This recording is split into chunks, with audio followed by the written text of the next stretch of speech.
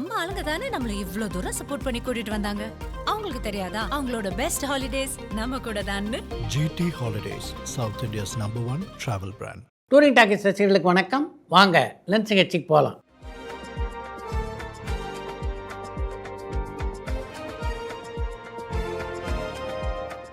என்னப்பா முதல் கேள்வி? எதனால் சன் பிக்சர்ஸ் டிசி ஆடியோ லான்ச்சை பிரம்மாண்டமாக நடத்தாமல் ரொம்ப சிம்பிளாக யாருக்கும் தெரியாமல் நடத்திட்டாங்கன்னு சந்திரன் பெரம்பூர்லேருந்து கேட்டிருக்காங்க. நீங்கள் திருப்பூரில் இருக்கீங்க, இங்கே சென்னையில் டிசி படத்தினுடைய பாடல் வெளியீட்டு விழா நடந்தது உங்களுக்கு எப்படி தெரியும்? எங்கே ஒரு நிகழ்ச்சி நடத்தினா எப்படி மக்களுக்கு போய் சேரும் அப்படின்றது சன் பிக்சர்ஸுக்கு நல்லா தெரியும். நடிகர் விமல் இப்போ ஜெயிலில் தான் இருக்காரான்னு தருண் கோவையிலேருந்து கேட்டிருக்காங்க. தனக்கு எதிராக விதிக்கப்பட்ட தண்டனை எதிர்த்து வழக்கு தொடுப்பதற்காக விமல் கால அவகாசம் கேட்டிருக்கார். அந்த அவகாசம் அவருக்கு இப்போ தரப்பட்டிருக்கு. அதனால் இப்போ உடனடியாக அவரை சிறையிலெல்லாம் அடைச்சிட மாட்டாங்க. அவர் மேல்முறையீடு செய்கின்ற வரையில் அவருக்கு அவகாசம் கொடுப்பாங்க. நடிகர் அர்ஜுன் எதனால் படம் டைரக்ட் பண்ணுறதை ஸ்டாப் பண்ணிட்டாருன்னு பிரேம் கடலூர்லேருந்து கேட்டிருக்காங்க. சமீபத்திலே கூட தன்னுடைய மகளை வைத்து சீதா பயணம் அப்படின்ற ஒரு படத்தை தயாரித்து இயக்கி இருந்தார் அர்ஜுன். அப்படி இருக்க அவர் டைரக்ஷனை விட்டு விலகி விட்டதாக எப்படி நீங்கள் நினைக்கிறீங்க அப்படின்னு தெரியல. அஞ்சான் படத்துக்கு அப்புறம் எதனால் நடிகர் சூர்யாவை எந்த படத்துலையுமே பாடல் பாட வைக்கல, சூர்யாவுக்கு பாடல் பாடுறது பிடிக்கலையான்னு பெரம்பூர்லேருந்து அருண் கேட்டிருக்காங்க. சூர்யா படங்களில் பாடலையே அப்படின்ற ஏக்கம் உங்களை மாதிரியான ரசிகர்களுக்கு இருக்குது அப்படின்றத அவர் தெரிஞ்சுக்கிட்டார் அப்படின்னு நினைக்கிறேன். அதன் காரணமாக தான் இப்போ விஸ்வநாதன் அண்ட் சன்ஸ் திரைப்படத்தில் ஒரு பாடலை அவர் பாடியிருக்கார். அந்த பாடலே இப்போ வலைதளங்களில் வெளியாகிருக்க, நீங்கள் பார்க்கலையா என்ன? சன் பிக்சர்ஸ் தயாரிக்கிற படங்களில் ரஜினி விஜய் படங்களுடைய ஆடியோ லான்ச்சுக்கு மட்டும்தான் கலாநிதி மாறன் வராரு. இது ஏன்னு கமலா ஈரோட்லேருந்து கேட்டிருக்காங்க. எந்த ஒரு நிகழ்ச்சியில் தான் கலந்து கொள்ளணும், எந்த ஒரு நிகழ்ச்சியில் தான் கலந்து கொள்ள வேண்டாம் அப்படின்னு முடிவெடுக்கிற உரிமை கூட அவருக்கு கிடையாதா என்ன? சிங்கீதம் ஸ்ரீனிவாச ராவ் இன்னொரு படத்தை டைரக்ட் பண்ணுவாரான்னு திருப்பூர்லேருந்து குமரன் கேட்டிருக்காங்க. தயாரிப்பாளர் யாராவது அப்படி ஒரு வாய்ப்பு வழங்கினா நிச்சயமாக சிங்கீதம் ஸ்ரீனிவாச ராவ் அடுத்து ஒரு படம் இல்லை 2-3 படங்களை கூட இயக்குவார். லோகேஷ் கனகராஜ் நடிச்சிருக்க டிசி படம் LCU படம்னு தகவல் வருது. அது உண்மையான பரமன் வேலூர்லேருந்து கேட்டிருக்காங்க. டிசி திரைப்படம் அடுத்த மாதம் 7ஆம் தேதி அன்று திரைக்கு வர இருக்கிறது. அது வரைக்கும் பொறுத்துருங்களேன். ஜெயிலர் 2 ரிலீஸ் ஆனதுக்கப்புறம் ரஜினிகாந்த் இமயமலைக்கு போவாரான்னு பல்லவி ராமேஸ்வரத்துலேருந்து கேட்டிருக்காங்க. ஜெயிலர் 2 திரைப்படம் வெளியானதுக்கு பின்னாலும் நிச்சயமாக மன அமைதிக்காக சூப்பர் ஸ்டார் ரஜினிகாந்த் இமயமலைக்கு செல்வார். இந்த வருஷம் KVN ப்ரொடியூஸ் பண்ண தமிழ், மலையாள, கன்னட படங்கள் 3மே சரியாக போகலை. தொடர்ந்து அவங்க படங்கள் தயாரிப்பாங்களான்னு யாழ்ப்பாணத்துலேருந்து ஜானி கேட்டிருக்காங்க. KVN நிறுவனம் மற்ற மொழிகளிலே தயாரித்த படங்கள் வேண்டுமானால் வெற்றியடையாமல் இருக்கலாம். தமிழில் அவர்கள் தயாரித்த ஜனநாயகம் திரைப்படத்தை தோல்வி படம் அப்படின்னு சொல்ல முடியாது. விஜயனுடைய வெற்றி படங்கள் அளவுக்கு அந்த படம் வசூலில் சாதனை படைக்கலைன்னாலும் அந்த படம் நல்லது ஒரு வசூல் சாதனையைத்தான் செய்து கொண்டிருக்கிறது.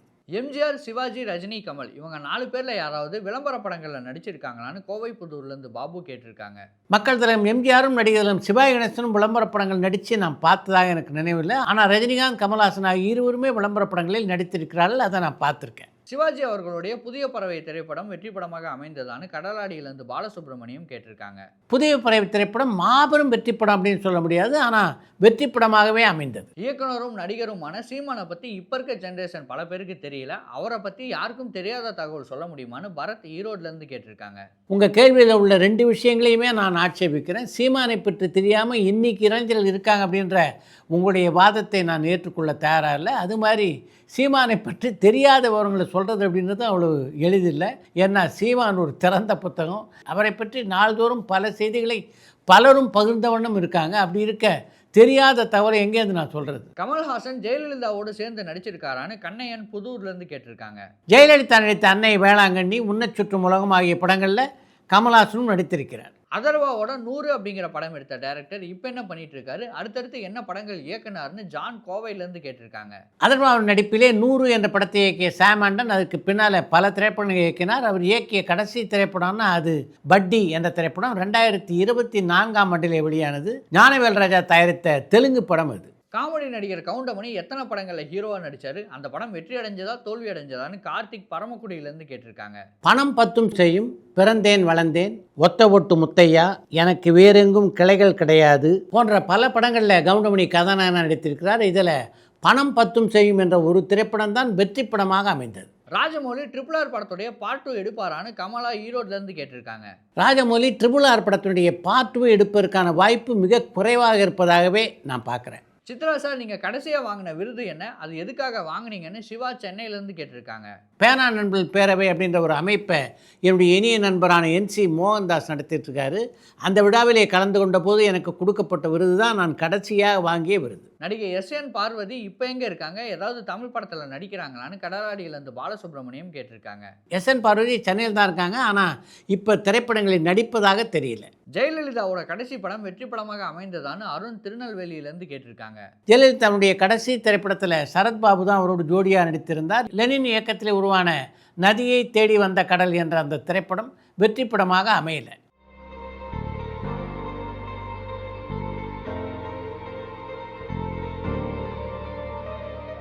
ரீசெண்டாக சோஷியல் மீடியாவிலேருந்து நிறைய ஹீரோயின்ஸ் விலகிறாங்க. அவங்க மேலே மறைமுகமாக ஆன்லைன் தாக்குதல் நடக்குதான்னு பரமன் வேலூர்லேருந்து கேட்டிருக்காங்க. பொதுவாக சமூக வலைதளங்களில் தொடர்ந்து நீங்கள் இயங்கிக்கிட்டு இருந்தீங்கன்னா உங்களுக்கு மன அழுத்தம் நிச்சயமாக ஏற்படும். அதிலிருந்து விடுபடுறதுக்கு தான் இப்போதுள்ள பல இளம் நடிகைகள் சமூக வலைதளங்களிலிருந்து மெல்ல மெல்ல வெளியே போய் கொண்டிருக்கிறார்கள். அடுத்து இன்று ஒரு தகவல். மலையாளத்திலே அம்மா என்ற பெயரில் ஒரு படத்தை தயாரிப்பதற்காக கதையை முழுமையாக எழுதி வைத்திருந்த அந்த படத்துடைய தயாரிப்பாளரான டி வாசுதேவன் அந்த கதையை படித்து முடித்ததுக்கு பின்னால் இதை தமிழிலும் தயாரித்தால் என்ன என்று நினைத்தார். அவர் அப்படி நினச்ச உடனே அவருடைய நினைவுக்கு வந்தவர் எழுத்தாளர் சாண்டில்யன். அவர் இந்த படத்துக்கு வசனம் எழுத சொன்னால் சிறப்பாக இருக்கும் அப்படின்னு நினச்ச வாசுதேவன் உடனடியாக சாண்டில்யனை கேரளாவுக்கு வரவழைத்தார். அவருடைய அழைப்பை ஏற்று சாண்டில்யன் எர்ணாகுளத்துக்கு போன உடனே அந்த கதையை அவருக்கு படித்து காட்டினார். கதையை கேட்ட சாண்டில்யன், இந்த கதையையும் மாற்றணும், இந்த கதைக்காக நீங்கள் எழுதி வச்சுருக்க வசனங்களையும் மாற்றணும் என்று அந்த படத்துடைய தயாரிப்பாளர்கிட்ட சொன்னார். சாண்டினுடைய திறமை வாசுதேவனுக்கு தெரியும் அப்படின்றதுனால அவர் சொன்னதுக்கு மறுபேச்சு இல்லாமல் ஒப்புக்கொண்ட அந்த தயாரிப்பாளர் சாண்டில்யன்ட்ட ஒரு நிபந்தனை விதித்தார். நீங்கள் சொல்கிறபடி இந்த கதையை மாற்றணும், வசனத்தையும் மாற்றணும், ஆனால் நீங்கள் எழுதுகிற வசனம் இருக்குல்ல, அது இங்கே உட்கார்ந்துருக்கார் பாருங்கள் இசையமைப்பாளர் தட்சிணாமூர்த்தி, அவரை தேம்பி தேம்பி அழ வைக்கணும், அப்போ தான் உங்களுடைய கதையும் வசனத்தையும் நாங்கள் ஏற்றுக்கொள்வோம் என்றார் அவர். இப்போ சாண்டில்யன் தட்சிணாமூர்த்தி பக்கம் திரும்பி பார்த்தார். தட்சிணாமூர்த்திக்கு எப்போவுமே சிரித்த முகம், பெரும்பாலும் சிரித்தபடி தான் இருப்பார்.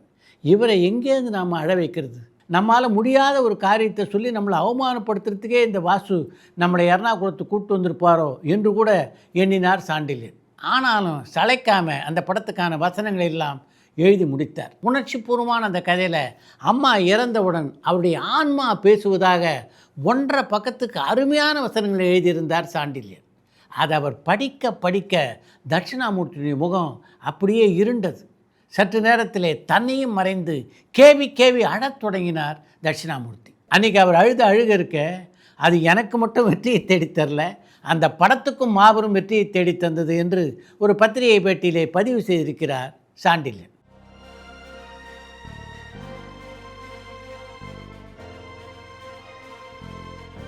இத்துடன் இன்றைய லஞ்ச் நிகழ்ச்சி நிறைய பெறுகிறது. மீண்டும் அடுத்த லஞ்ச் நிகழ்ச்சியிலே சந்திப்போம். டூரிங் டாக்கீஸ் சேனலை லைக் பண்ணுங்க, ஷேர் பண்ணுங்க, சப்ஸ்கிரைப் பண்ணுங்க.